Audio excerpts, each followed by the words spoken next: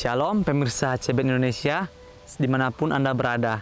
Senang sekali pada kesempatan yang indah kali ini, saya bisa berjumpa lagi bersama dengan pemirsa sekalian untuk membagikan pekabaran firman Tuhan yang terdapat di dalam buku Bersama Tuhan di Waktu Fajar.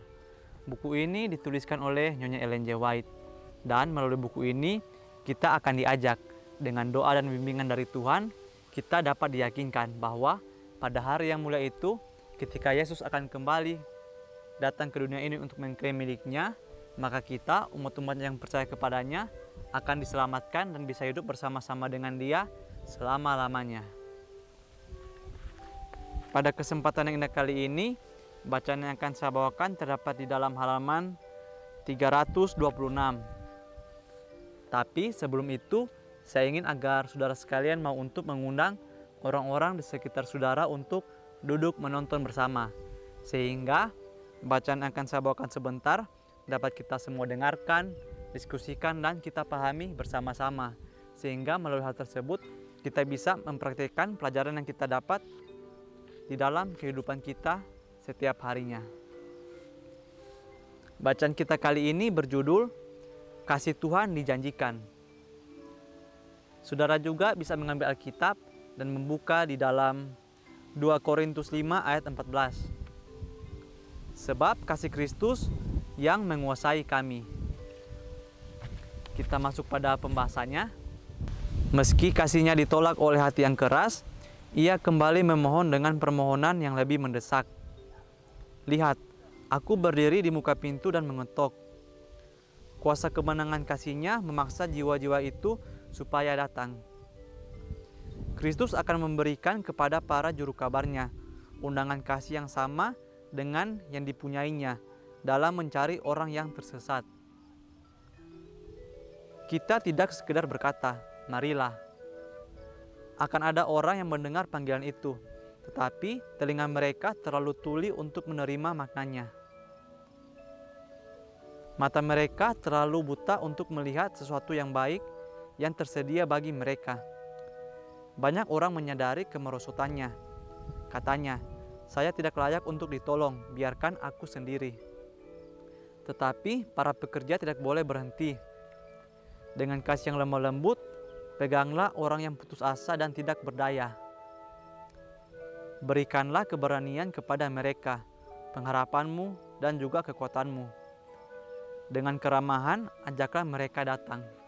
Nah, jadi saudaraku sekalian, di kesempatan kali ini, di sini dikatakan bahwa meskipun kasih Tuhan itu kita menolaknya, tetapi Tuhan itu akan berusaha bagaimana agar kita itu mau untuk menerima hal-hal yang baik dan yang benar sesuai dengan apa yang diajarkannya. Dan juga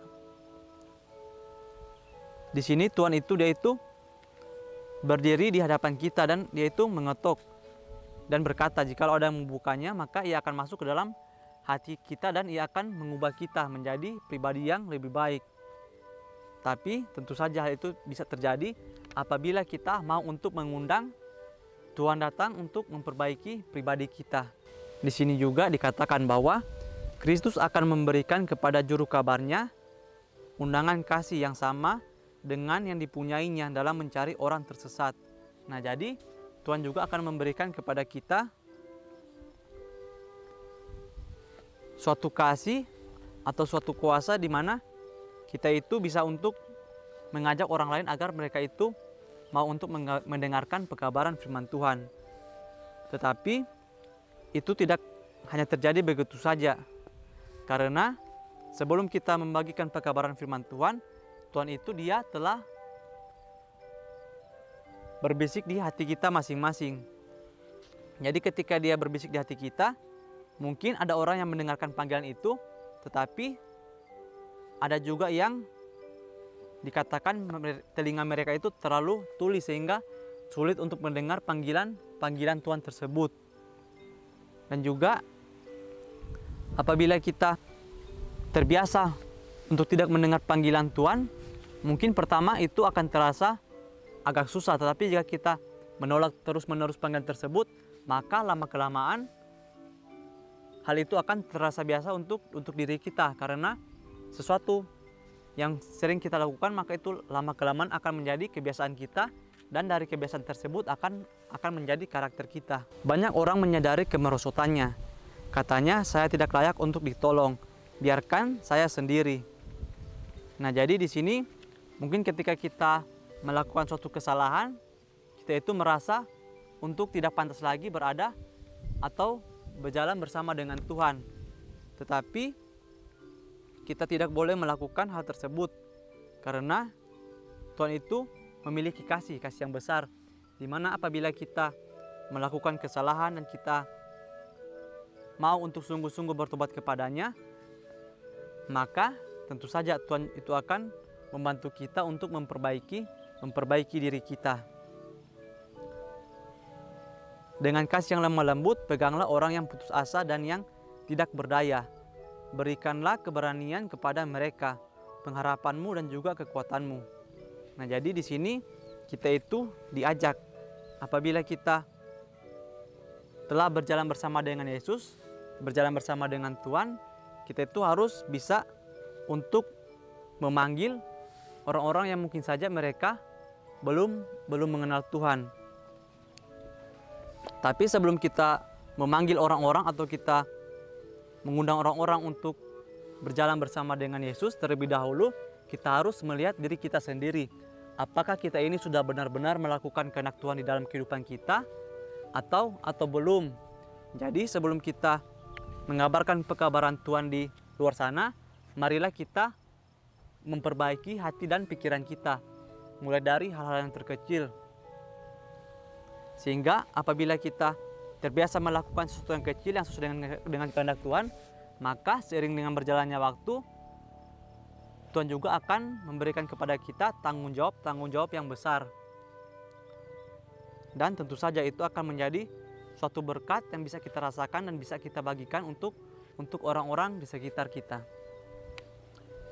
Jika hamba-hamba mau berjalan dengan Dia dalam iman, Ia akan memberikan kuasa kepada pekabaran yang disampaikan mereka. Mereka akan diberi kesanggupan untuk menyatakan kasih-Nya, dan bahayanya bila menolak rahmat Tuhan, sehingga orang akan tertarik untuk menerima Injil. Nah, selanjutnya juga di sini dikatakan bahwa apabila kita itu sebagai hamba-hamba Tuhan, kita mau berjalan di dalam Tuhan dan kita mau sungguh-sungguh, maka kita akan diberikan kuasa untuk menyampaikan pekabaran firman-Nya. Mungkin contoh yang saya bisa berikan di sini, mungkin saja sekarang ini ketika kita berada di dalam pekerjaan Tuhan dan kita membagikan pekabaran Tuhan, mungkin kita merasa bahwa ini seperti tidak ada hasilnya. Tetapi tanpa kita sadari, mungkin saja bibit yang kita tabur itu belum bisa kita tuai. Tapi seiring berjalannya waktu, apabila kita sungguh-sungguh membagikan pekabaran firman Tuhan, mungkin saja melalui perbuatan kita yang setiap hari menjadi pribadi yang lebih baik, pasti orang-orang di sekitar kita juga itu mereka akan merasa senang ketika kita berada di lingkungan tersebut. Sehingga melalui hal tersebut, lama-kelamaan kita itu bisa memancarkan kasih Yesus tanpa perlu kita berkata-kata. Karena hanya dengan melalui perbuatan kita saja, mungkin orang-orang di sekitar kita itu mereka akan bisa menyadari kasih Tuhan melalui tindakan kita. Mereka akan diberi kesanggupan untuk menyatakan kasih-Nya, dan bahayanya bila menolak rahmat Tuhan, sehingga orang akan tertarik untuk menerima Injil. Nah, seperti yang saya katakan sebelumnya, apabila kita berjalan dengan Tuhan, maka orang-orang juga akan melihat kepada kita itu sebagai Injil yang hidup, di mana perbuatan kita itu mencerminkan tabiat dari Yesus Kristus. Kristus akan mengadakan mujizat-mujizat kalau saja manusia mau melakukan bagiannya yang diberikan Tuhan dalam hati manusia. Sekarang suatu perubahan besar akan terjadi, seperti belum pernah terjadi pada generasi-generasi yang silam. Perantaraan tenaga-tenaga manusia yang bekerja sama dengan ilahi. Banyak orang yang terbuang akan ditarik, dan dalam pengembaliannya akan berusaha untuk memulihkan peta Tuhan di dalam manusia. Nah, jadi di sini dikatakan bahwa akan tiba waktunya di mana Kristus akan mengadakan mujizat-mujizatnya di dalam diri kita masing-masing. Itu akan terjadi apabila kita mau untuk sungguh-sungguh memperbaiki kehidupan kita. Di sini juga dikatakan bahwa perubahan besar itu akan terjadi, di mana perubahan yang akan terjadi itu belum pernah terjadi pada generasi-generasi yang terdahulu. Nah, jadi bisa kita bayangkan ya, bagaimana kehidupan rasul-rasul pada zaman dulu. Di sini dijanjikan kepada kita semua, apabila kita melakukan kasih seperti yang Yesus ajarkan, maka perubahan besar itu akan terjadi di dalam diri kita, dan kita bisa atau bahkan lebih seperti daripada rasul-rasul yang dahulu. Banyak orang yang terbuang akan ditarik, dan dalam pengembaliannya akan berusaha untuk memuliakan peta Tuhan dalam manusia. Nah, jadi di sini dijanjikan bagaimana akan ada mungkin orang-orang yang merasa mereka itu terbuang dan tidak layak untuk diselamatkan lagi. Tetapi di sini ada sebuah janji yang begitu indah, di mana dikatakan bahwa banyak sekali yang terbuang, tapi karena mereka memiliki kerinduan untuk bertobat, maka orang-orang tersebut akan ditarik kembali. Mungkin seperti saya juga, mungkin dulu saya merasakan terbuang, tapi karena saya memiliki kemampuan untuk bertobat, pasti Yesus akan membukakan jalan untuk kita semua. Dan apabila kita mau untuk sungguh-sungguh kembali kepadanya, maka kita itu bisa lagi untuk mengembalikan kemuliaan peta Tuhan di dalam diri kita.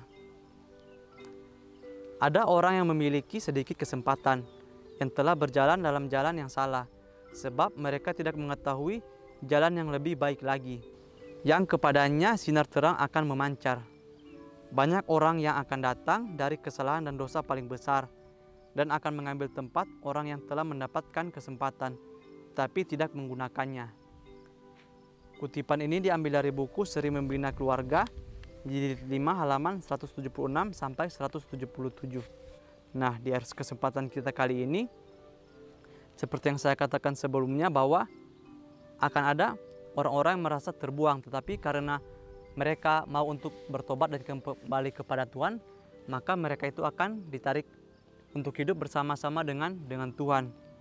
Sehingga mungkin saja ada orang-orang yang selama ini telah diberikan kesempatan untuk melakukan sesuatu yang benar, tapi mereka memilih untuk tidak melakukan hal tersebut.